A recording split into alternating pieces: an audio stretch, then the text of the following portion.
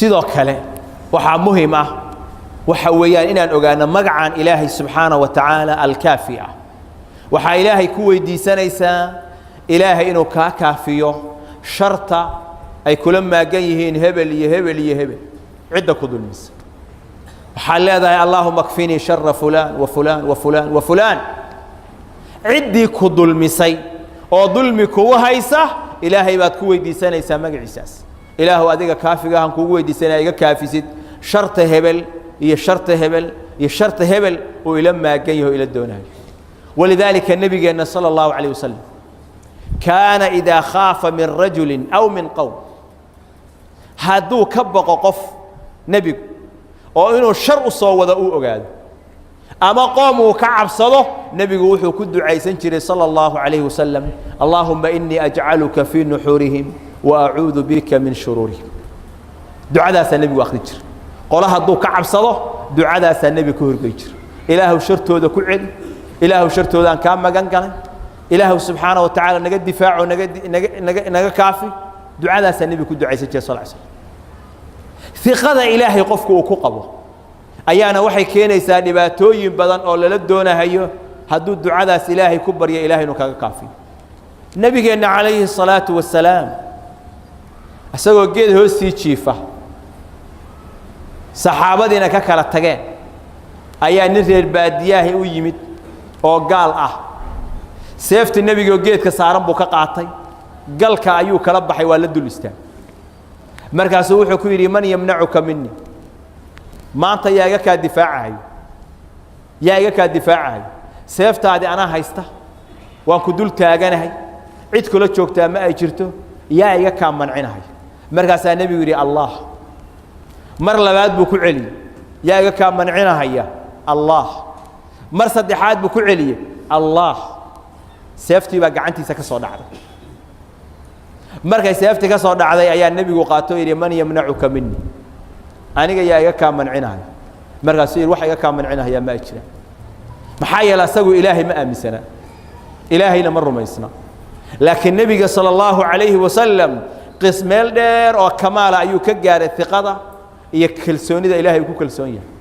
qofka muuminka waxa la rabaa isagoo asbaabta la iimaanaya masna inuu Ilaahay tala saarto oo qalbigiisa mar walba Ilaahay subhanahu wa ta'ala inuu tala saarto marnaba aysan qalbigiisa ka bixin waxyaalaha yar yar ka asbaabta uu haysto inuu san ku kadsoomin baa la doonay wuxuuna barayaa magacaan oo kale in qofka muuminka ah Ilaahay subhanahu wa ta'ala inuu ogaado oo rumeeyo inay soo martay muuminiinta xaalado kala duwan oo ay khatar galeen oo Ilaahay subhanahu wa ta'ala ka kaafiye sharta a'daad mawaaqif kala duwan oo quraanku inoo sheegay oo muuminiintu ciriiri ay galeen oo Ilaahay subhanahu wa ta'ala uu kaafiye waxaana khayru mithaal noo ah qisadii badr cadadkooda muslimiinta intuu la ekaa iyo intii gaaladu ay la ekaayeen muuminiinta oo aan dagaal ku soo talagelin iyo gaaladii oo dagaal ku soo talagalay muuminiinta oo deegaankoodii ka soo fogaaday meel goodoonana jooga dhinac kastana gaala ay uga hareeraysan tahay wax u soo maciinayaana ayna jirin Ilaahay subhanahu wa ta'ala xaaladda ciriiriga markay galeen ayaa nabiga sallallahu alayhi wa sallam in badan markuu Ilaahay bariyay ayaa Ilaahay subhanahu wa ta'ala leeyahay id taqulu lil mu'minina alan yakfiyakum an yumiddakum rabbukum bi 3000 min al malaa'ikati munzalin miyayna idinku filnayn in Ilaahay idin soo diro gurmad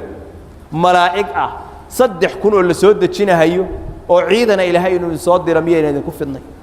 bal fiiri Ilaahay subhanahu wa ta'ala ciriiriga markay galeen sidaas Ilaahay subhanahu wa ta'ala sharti a'daadooda uga kaafi bal waxaad eegtaa ghazwatul ahzab oo 10,000 oo gaala isku soo bahaysteen inay muslimiinta jirid gooyaan oo munaafiqnimadoodii la soo baxeen oo xaaladii khatar ay gashay oo halka kalxamaha dhuuntii naftii ay soo gaartay oo ciriiri iyo cabsi weyn la dareemay oo xaalad adag lagu jiray Ilaahay subhanahu wa ta'ala markay Ilaahay bariyeen oo Ilaahay ay ku kalsoonaadeen oo waxay maciin ka sugayeen alla kaligiis u ahaa أي إلهي سبحانه وتعالى أعداد دي أردن إلهي جبي ورد الله الذين كفروا بغيظهم لم ينالوا خيرا وكفى الله المؤمنين القتال وكان الله قويا عزيزا إلهي بلنك مرنا مكبح ماي قوة إلهي عزك إلهي يأود إلهينا الدقيقة كتي ساعات كستوى كل شوكتا أديك أيا وحويان يقين إلهي آد يقين سنتهي هي الثقة إلهي آد كقبتد أيا ضعيفة أوه سعيد بل في صحيح البخاري عبد الله بن عباس وحيري حسبنا الله ونعم الوكيل كلمة داس قالها إبراهيم عليه السلام حين ألقي في النار مركي ضبك اللي ذي أيا النبي إبراهيم يري حسبي الله ونعم الوكيل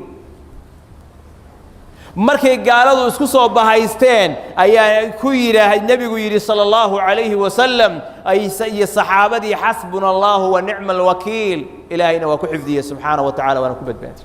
وأنا كافي هدون كان كون كإلهي بقى مامول إنسان كان ضعيف مامول كأوهايو هي شرطه وكل دونه هيو هي تدبيرته ومليقه هيو وضعيف وحاكركي سكم ماموله هيا أود إلهي هي تدبيرته إلهي أين كل جن كسرنا مامول كان إلهي بهذا ولذلك بالفيري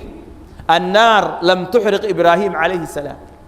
ضبك اللي قريد النبي إبراهيم وإنتاس أو مدة الشدة هي إبراهيم موسى قبين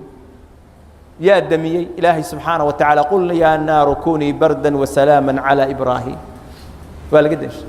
بدي وينيد أو فرعون لقضي عيد مديسي موسى عليه السلام ونحمر